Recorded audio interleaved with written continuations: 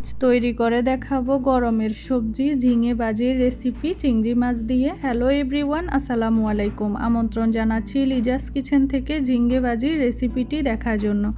আশা করছি আপনাদের কাছে খুবই ভালো লাগবে। খুব সহজ একটি রেসিপি।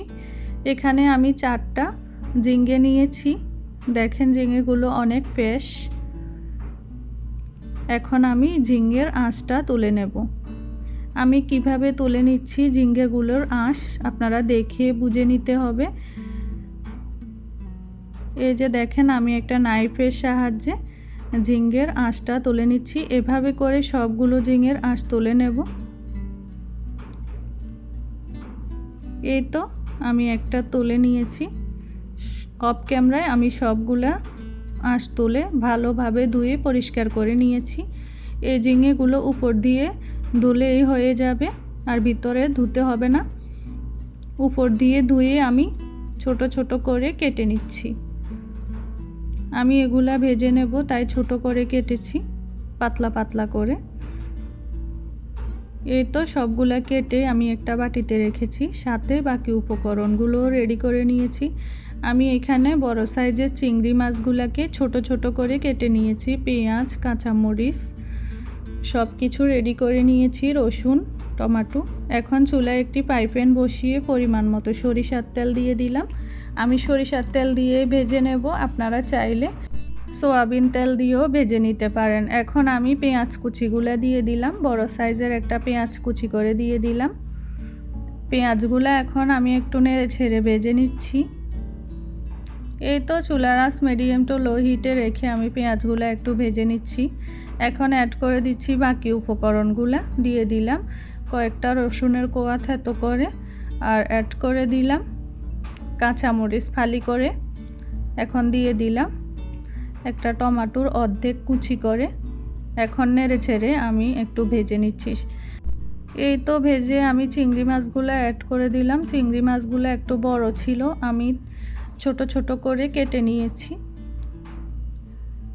এই তো এখন নেড়ে ছেড়ে চিংড়ি মাছগুলো এবং মশলাগুলোও ভেজে নিচ্ছি।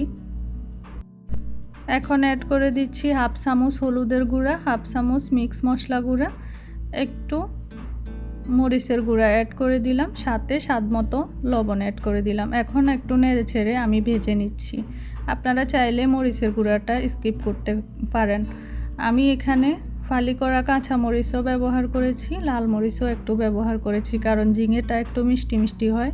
একটু ঝাল ঝাল করার জন্য আমি মরিচের গুঁড়া অ্যাড করেছি। আপনারা চাইলে স্কিপ করবেন পছন্দ না করলে। এখন আমি ঝিঙেটা নেড়ে চেড়ে চুলার আঁচ মিডিয়াম টু লো হিটে ভেজে নেব। এই তো আমি ঢাকনা ছাড়াই ভেজে নিচ্ছি।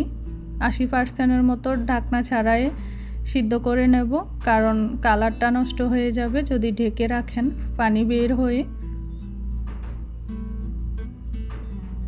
এই তো এভাবে করে কিছুক্ষণ ভাজার পরে আমি এখন ঢেকে দিচ্ছি।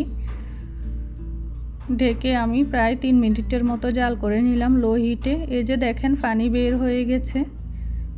এই পর্যায়ে আমি আবারও নেড়ে ছেড়ে দিচ্ছি। নেড়ে ছেড়ে আবারও আমি 3 মিনিটের জন্য ঢেকে দেব। লো হিটে ভেজে নেব।